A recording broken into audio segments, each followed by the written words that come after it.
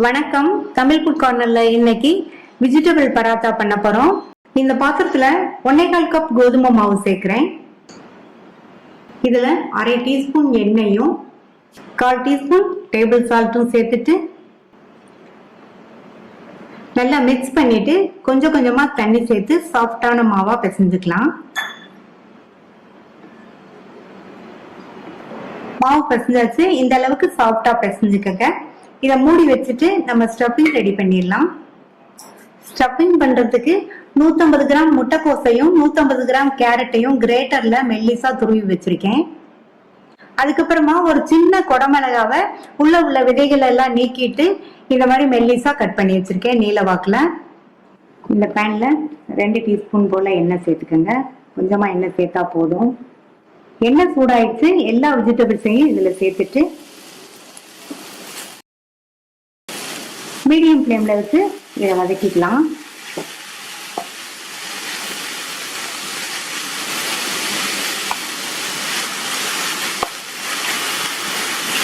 ஒரு 5 நிமிஷத்துக்கு காய்களை வதக்கிக்கங்க.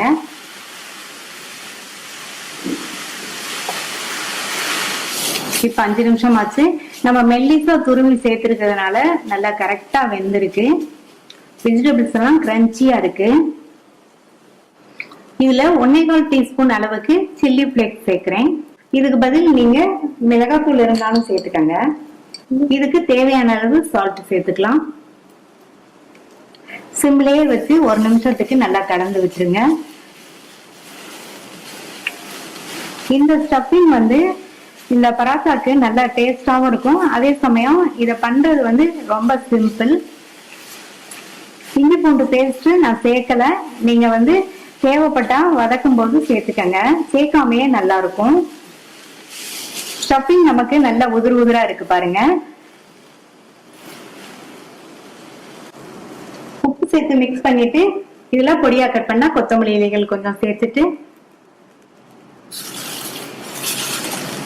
நல்லா மிக்ஸ் பண்ணி விட்டுட்டு ஸ்டவ் ஆஃப் பண்ணிடலாம். நமக்கு ஸ்டஃபிங் ரெடி ஆயிடுச்சு.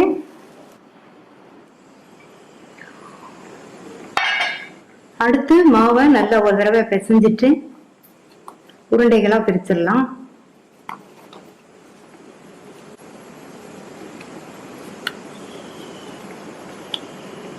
இதுல இருந்து ஒரு உருண்டை மாவு எடுத்திருக்கேன்.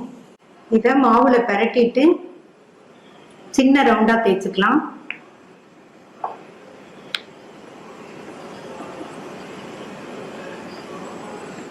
அடுத்து இதுல ஸ்டஃபிங் எடுத்து வச்சுட்டு ஸ்டஃபிங் கொஞ்சம் தாராளமாவே வச்சுக்கோங்க. இதை இப்ப பிளேட்ஸ் வச்சு க்ளோஸ் பண்ணிடலாம்.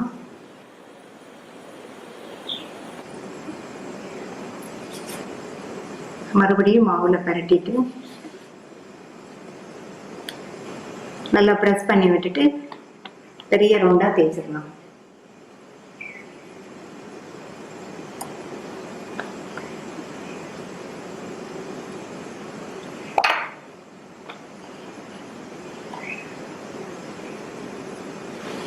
லைட்டா மாவு தூவிட்டு தேய்ச்சிங்கன்னா ஸ்டஃபிங் நமக்கு வெளியில வராம இருக்கும்.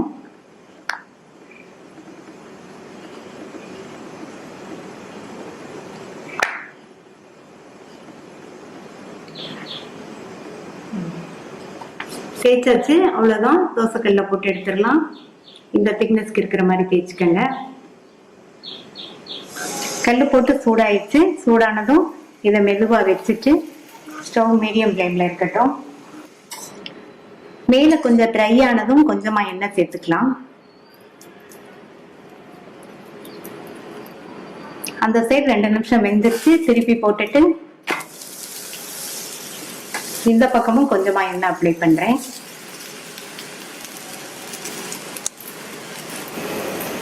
எண்ணெய்க்கு பதில் நீங்க நெய் சேர்க்கறதுனாலும் சேர்த்துக்கங்க.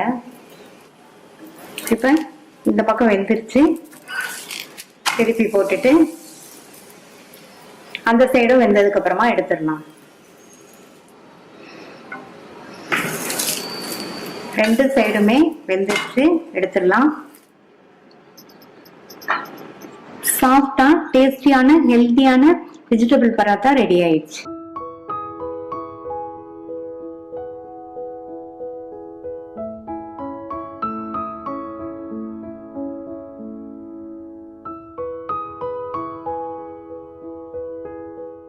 ஸ்ப்ரிங் ஆனியன் சப்பாத்தி பண்ண போறோம். இந்த பாத்திரத்துல 1.5 கப் கோதுமை மாவு, இது கூட ஸ்ப்ரிங் ஆனியன்ல உள்ள அந்த வெங்காய பாட்டை நல்லா பொடி பொடியா கட் பண்ணி வச்சிருக்கேன். அது 1/4 கப் அளவுக்கு இருக்கும். அதை சேர்த்துட்டு நல்ல பொடியா சாப் பண்ண பச்சை மிளகாய் 1 டீஸ்பூன். இதை மாதிரி பொடியா சாப் பண்ணிக்கங்க, அல்லது பச்சை மிளகாவை பேஸ்ட் மாதிரி அரைச்சு சேர்த்துக்கங்க. 1/2 கப் கட் பண்ண ஸ்ப்ரிங் ஆனியன். ஸ்ப்ரிங் ஆனியனை நல்லா பொடியா கட் பண்ணிக்கங்க. 1/2 டீஸ்பூன் கரம் மசால் தூள், 3/4 டீஸ்பூன் தனி மிளகாத்தூள். இதுக்கு தேவையான அளவு உப்பு சேர்த்துக்கலாம். ஃபர்ஸ்ட் தண்ணி எதுவும் சேர்க்காம நல்லா இந்த மாதிரி மிக்ஸ் பண்ணிருங்க. ஃபர்ஸ்டே தண்ணி சேர்த்துடக்கூடாது. நல்லா இந்த மாதிரி அழுத்தி அழுத்தி விட்டுருங்க.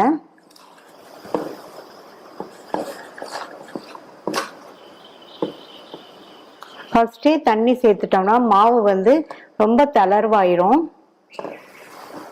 அடுத்து இதுல கொஞ்சம் கொஞ்சமா தண்ணி சேர்த்து சப்பாத்தி மாவு பதத்துக்கு பிசைஞ்சுக்கலாம்.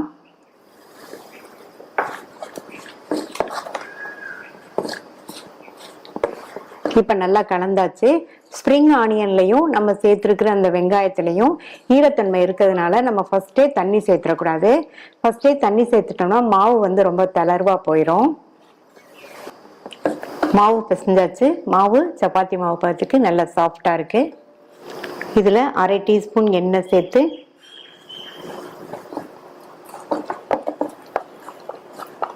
நல்லா இந்த மாதிரி பெரட்டிட்டு ஒரு 10 நிமிஷத்துக்கு மூடி வச்சிருங்க. மாவு 10 நிமிஷம் ஊறிடுச்சு.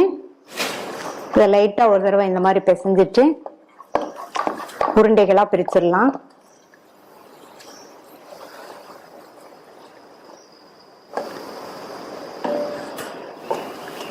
ஒரு உருண்டை மாவு எடுத்திருக்கேன். லைட்டா கோதுமை மாவுல பெரட்டிட்டு ரவுண்டா தேய்ச்சிடலாம். தேவைப்பட்டா மறுபடியும் மாவு லைட்டா தூவிக்கங்க.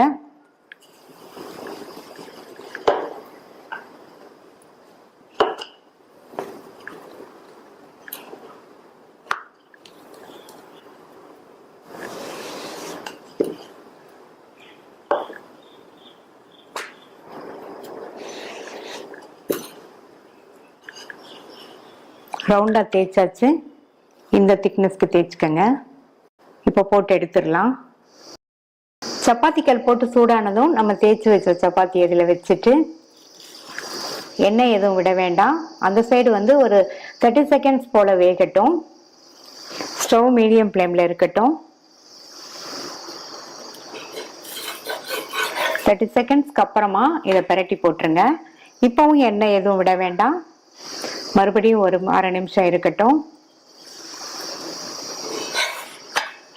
இப்ப மறுபடியும் திருப்பி போட்டுட்டு கொஞ்சமா எண்ணெய் சேர்த்துக்கங்க.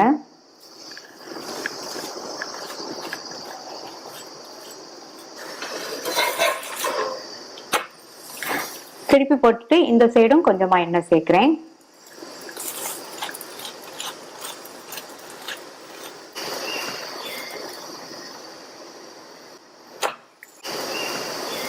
இப்ப 2 சைடுமே சப்பாத்தி வந்து ரெடி ஆயிடுச்சு. எடுத்துடலாம். அடுத்த சப்பாத்தியும் சேர்த்துட்டு இதே மாதிரி எல்லா சப்பாத்தியையும் போட்டு எடுத்துடலாம்.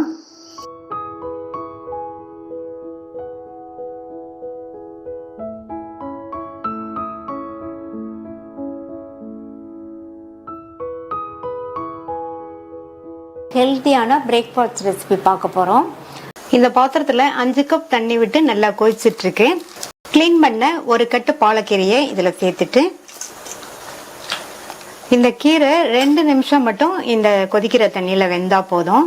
இந்த மாதிரி லைட்டா இந்த மாதிரி பக்கத்திலேயே இருந்து 2 நிமிஷத்துக்கு கிண்டி கொடுத்துட்டே இருக்கணும். கீரை வந்து ஓவர் குக் ஆயிடக்கூடாது. 2 நிமிஷமா இந்த பாலக்கீரை நல்லா தண்ணியில வெந்துருச்சு. இப்ப இதுல உள்ள தண்ணியை வடிகட்டிக்கலாம்.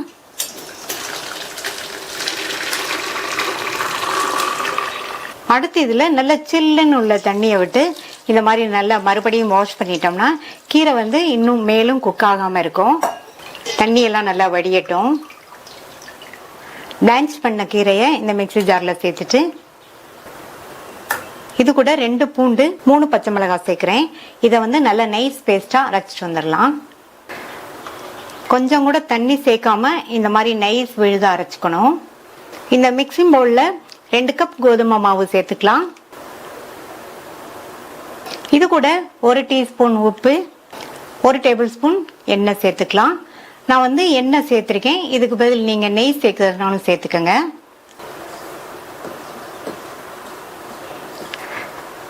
இப்ப இதையெல்லாம் நல்லா ஒன்று சேர்ற மாதிரி மிக்ஸ் பண்ணி விட்டாச்சு. அடுத்து இதுல நம்ம அரைச்ச அந்த பாலக்கீரை விழுத சேர்த்துக்கலாம். இத தண்ணி எதுவும் சேர்க்காம பிசைஞ்சுக்கலாம்.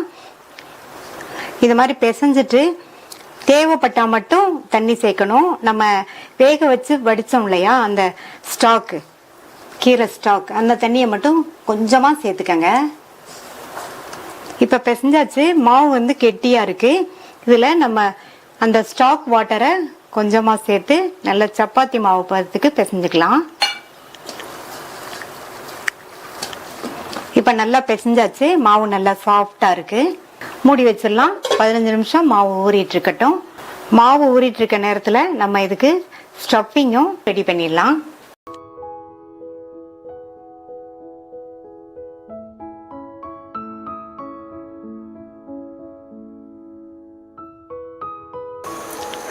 ஸ்டஃபிங் ரெடி பண்றதுக்கு இந்த பேன்ல 1 டேபிள் ஸ்பூன் எண்ணெய் சேர்த்திருக்கேன். எண்ணெய் சூடானதும் இதுல 1/2 டீஸ்பூன் சீரகம் பொரிஞ்சிருச்சு. 1 டீஸ்பூன் துருவன இஞ்சி சேர்த்துட்டு இந்த இஞ்சியை நல்லா எண்ணெயிலேயே வதக்கி விட்டுக்கலாம். ஒரு மீடியம் சைஸ் வெங்காயத்தை இந்த மாதிரி கட் பண்ணி சேர்த்துட்டு இந்த வெங்காயத்தோட கலர் வந்து நல்லா மாறி வரணும். அது வரைக்கும் மிதமான தீயில வச்சு வதக்கிக்கோங்க. வெங்காயத்தோட கலர் நல்லா மாறி இருக்கு. அடுத்து இது கூட 1/2 teaspoon chilli flakes, 1/2 teaspoon garam masala தூள், 1/2 டீஸ்பூன் சீரகத்தூள், தேவையான அளவு உப்பு சேர்த்துட்டு நல்லா ஒரு தடவை மிக்ஸ் பண்ணி விட்டுக்கலாம். இது கூட 100 கிராம் பனீரை கிரேட்டர்ல துருவி வச்சிருக்கேன், அதை சேர்த்துக்கலாம். ஸ்டவ்வோட தீயை குறைச்சிட்டு இதை மெதுவா இந்த மாதிரி மிக்ஸ் பண்ணி கொடுங்க. பன்னீர் வந்து 2 நிமிஷம் மட்டும் இந்த மாதிரி வதங்கிட்டு இருந்தா போதும். பன்னீர் சேர்த்து 2 நிமிஷம் ஆச்சு. இதை வேற ஒரு பிளேட்டுக்கு மாத்தி வச்சு ஆற விட்டுறலாம். மாவு 15 நிமிஷமா ஊறிடுச்சு. இந்த மாவை மறுபடியும் ஒரு தடவை லைட்டா இந்த மாதிரி பிசைஞ்சிட்டு உருண்டைகளா பிரிச்சு வச்சிடலாம். இப்ப சப்பாத்தியை தேய்ச்சிடலாம். ஒரு உருண்டை மாவு எடுத்து சப்பாத்தி பலகை மேல வச்சுட்டு லைட்டா 2 பக்கமும் மாவு தூவிட்டு சின்ன ரவுண்டா தேய்ச்சிக்கலாம்.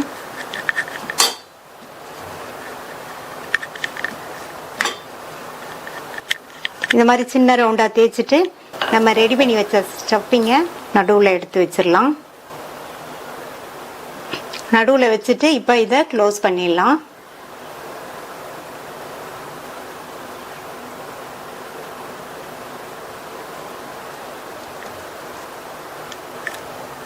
அடுத்து லைட்டா மாவு தூவி இதை இப்ப பெரிய ரவுண்டா தேய்ச்சிக்கலாம்.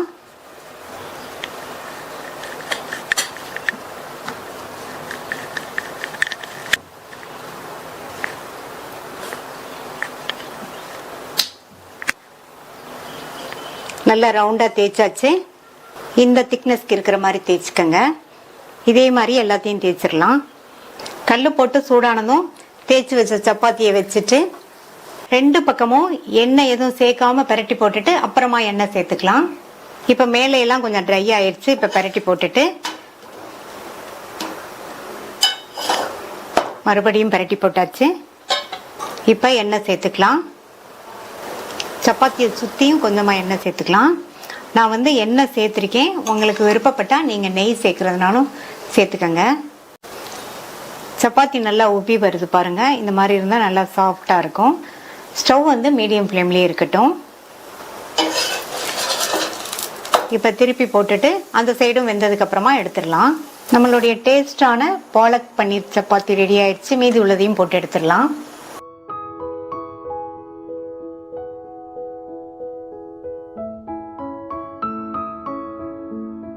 முளைக்கட்டிய பச்சை பயிறு சப்பாத்தி. இந்த மிக்ஸி ஜார்ல 1.5 கப் அளவுக்கு முளைக்கட்டிய பச்சை பயிறு சேர்க்கிறேன். 4-5 பீஸ் கட் பண்ண இஞ்சி, 3 ஸ்லைஸ் பண்ண பூண்டு, 3 கட் பண்ண பச்சை மிளகாய். இந்த சப்பாத்திக்கு பச்சை மிளகாய் காரம் தான். நான் 3 பச்சை மிளகாய் சேர்த்திருக்கேன். நீங்க உங்களுடைய காரத்துக்கு தகுந்தபடி சேர்த்துக்கங்க. இதுல கொஞ்சமா தண்ணி சேர்த்து லேஸ் கொரப்பா இருக்கிற மாதிரி அரைச்சுக்கலாம். பச்சை பயிறு விழுதான் இந்த மிக்சிங் பவுலுக்கு மாத்திட்டு இது கூட 1.5 கப் கோதுமை மாவு, 1/2 டீஸ்பூன் மஞ்சள் தூள், 3 டேபிள் ஸ்பூன் பொடியா கட் பண்ண வெங்காயம், 1/2 கப் அளவுக்கு பொடியா கட் பண்ண கொத்தமல்லி இலைகள். கொத்தமல்லி இலைகள் அதிகமா சேர்த்துக்கங்க. சப்பாத்தி நல்லா வாசனையா சூப்பரா இருக்கும். தேவையான அளவு உப்பு. இது கூட 2 டீஸ்பூன் எண்ணெய் சேர்க்கிறேன்.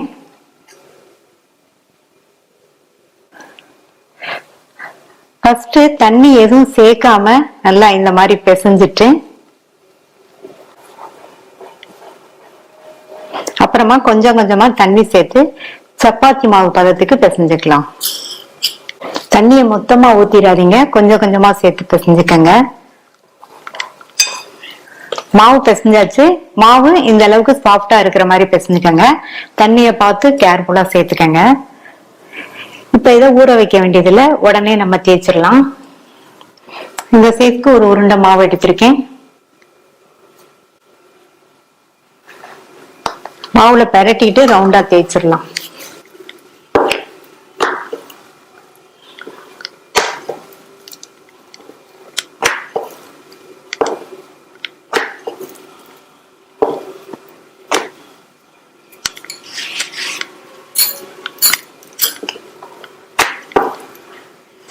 தேய்ச்சாச்சு. இதை போட்டு எடுத்துடலாம். இப்ப கல்லு போட்டு சூடாயிடுச்சு. தேய்ச்சி வச்ச சப்பாத்தியை வச்சுட்டு மேலே எல்லாம் கொஞ்சம் ட்ரை ஆனதுக்கு அப்புறமா எண்ணெய் சேர்த்துக்கலாம். எண்ணெய் அல்லது நெய் எது வேணாலும் சேர்த்துக்கங்க. குழந்தைங்க சாப்பிட்ற மாதிரி இருந்தா நெய் சேர்த்து செஞ்சோம்னா நல்ல ஹெல்த்தியாவும் இருக்கும், டேஸ்டா வாசனையாவும் இருக்கும். ஸ்டவ் மீடியம் ஃப்ளேம்ல இருக்கட்டும்.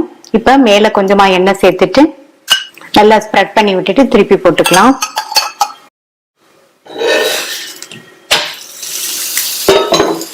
இந்த சைடும் கொஞ்சமா எண்ணெய் சேர்க்கிறேன்.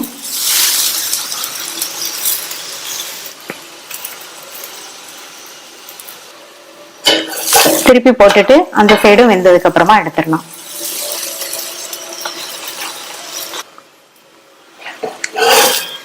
ரெண்டு சைடுமே சப்பாத்தி வெந்துருச்சு, எடுத்துடலாம். ஹெல்தியான டேஸ்டான முளைக்கட்டிய பச்சை பயிறு சப்பாத்தி ரெடி ஆயிடுச்சு.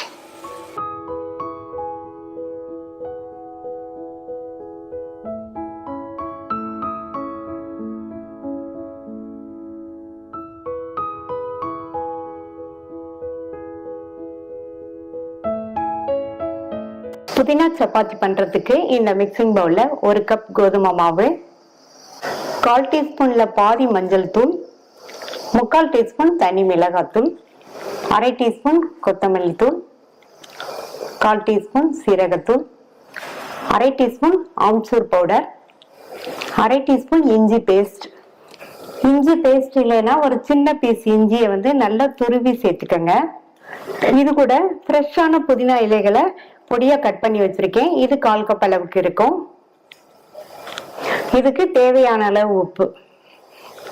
இதுல 2 டீஸ்பூன் எண்ணெய் சேர்த்துட்டு நல்லா ஒரு தடவை மிக்ஸ் பண்ணி விட்டுக்கலாம்.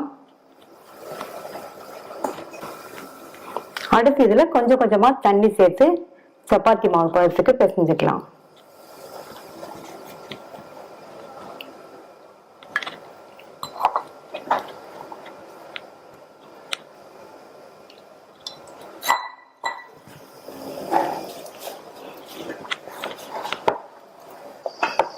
மாவு பிசைஞ்சாச்சு. மாவு சப்பாத்தி மாவு பதத்துக்கு இருக்கு.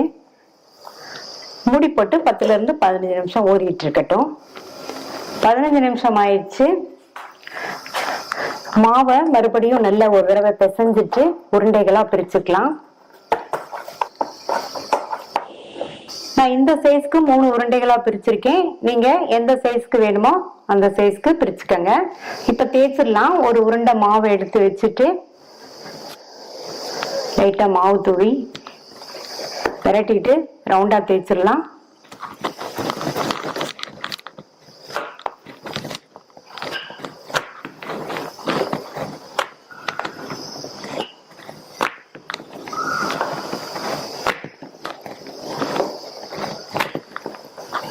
எல்லா பக்கமும் ஒரே திக்னஸா இருக்கிற மாதிரி ரவுண்டா தேய்ச்சிக்கங்க. இதுல கொஞ்சமா எண்ணெய் சேர்க்கிறேன். நல்லா இந்த மாதிரி ஸ்ப்ரெட் பண்ணி விட்டுருங்க. ஸ்ப்ரெட் பண்ணி விட்டாச்சு. இப்ப மடிச்சிடலாம்.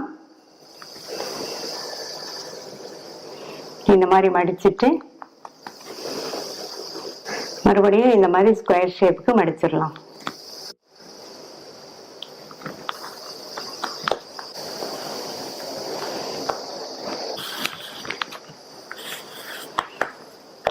லைட்டா மாவு தூவிட்டு இதை நல்லா பெருசா தேய்ச்சிடலாம்.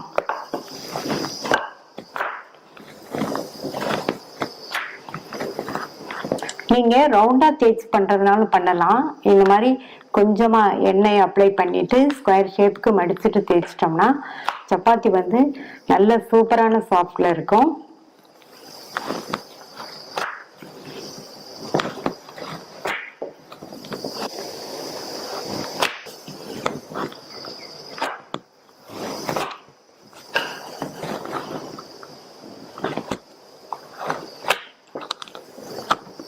இந்த திக்னஸ்க்கு இருக்கிற மாதிரி தேய்ச்சிக்கங்க. இதே மாதிரி எல்லாத்தையும் தேய்ச்சிட்டு தோசை கல்ல போட்டு எடுத்துடலாம். இப்ப கல்லு போட்டு சூடாயிடுச்சு. தேய்ச்சி வச்ச சப்பாத்தியை வச்சுட்டு எண்ணெய் எதுவும் சேர்க்க வேண்டாம். ஒரு நிமிஷம் போல அந்த சைடு வேகட்டும். ஸ்டவ் மீடியம் ஃப்ளேம்ல வச்சிருங்க. இப்ப ஒரு நிமிஷம் ஆச்சு. திருப்பி போட்டுட்டு மேல அரை டீஸ்பூன் போல எண்ணெய் சேர்க்கிறேன். அந்த சைடு ஒரு நிமிஷம் வேகட்டும்.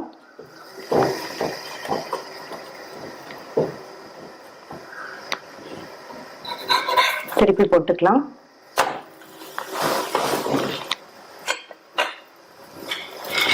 இந்த சைடும் கொஞ்சமா அரை டீஸ்பூன் எண்ணெய் சேர்க்கிறேன்.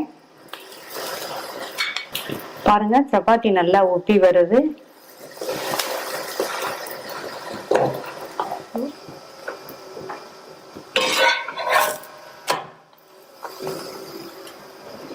இப்ப ரெண்டு சைடுமே சப்பாத்தி வந்து மேல நல்லா பிரவுன் ஸ்பாட்ஸ் வந்து வெந்துருச்சு. பாருங்க எடுத்துடலாம். டேஸ்டான சாஃப்டான புதினா சப்பாத்தி ரெடி ஆயிடுச்சு.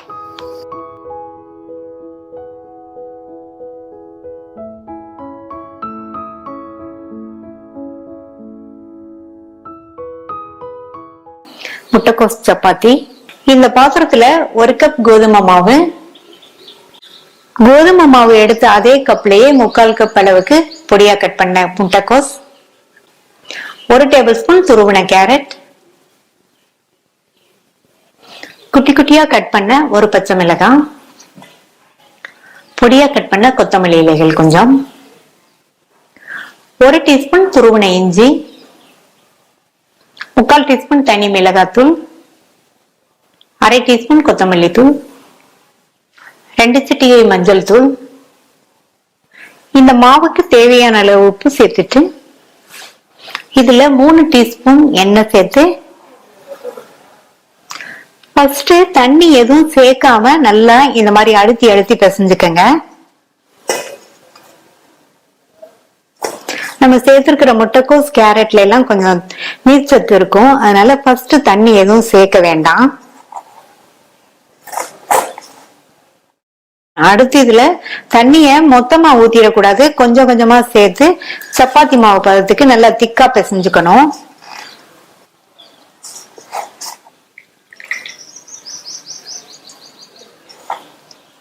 தண்ணிய கவனமா சேர்த்துக்கங்க. மாவு பிசைஞ்சாச்சு. மாவு இந்த அளவுக்கு சாஃப்டா இருக்கணும். இப்ப இந்த மாவை ஊற வைக்க வேண்டாம். உடனே நம்ம சப்பாத்தியை தேய்ச்சு தோசைக்கல்ல போட்டு எடுத்துடலாம். இந்த அளவு மாவு எடுத்திருக்கேன். இத மாவுல பெரட்டிட்டு ரவுண்டா தேய்ச்சிடலாம்.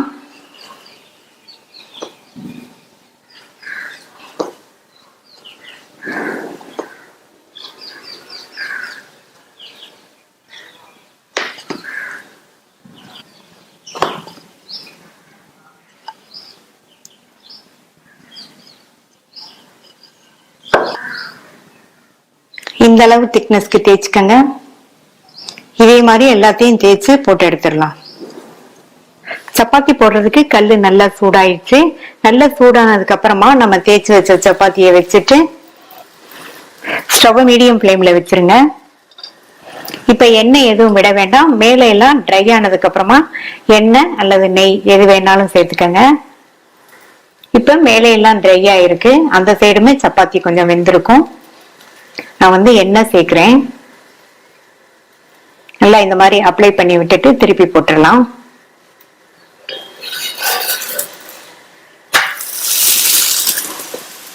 திருப்பி போட்டுட்டு இந்த சைடும் எண்ணெய் அப்ளை பண்றேன்.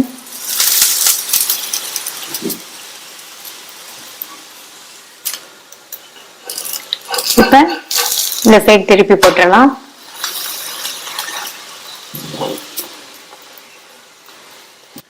இப்ப ரெண்டு சைடுமே சப்பாத்தி வெந்துருச்சு. நம்ம சேர்த்த முட்டைக்கோசும் வெந்துருச்சு.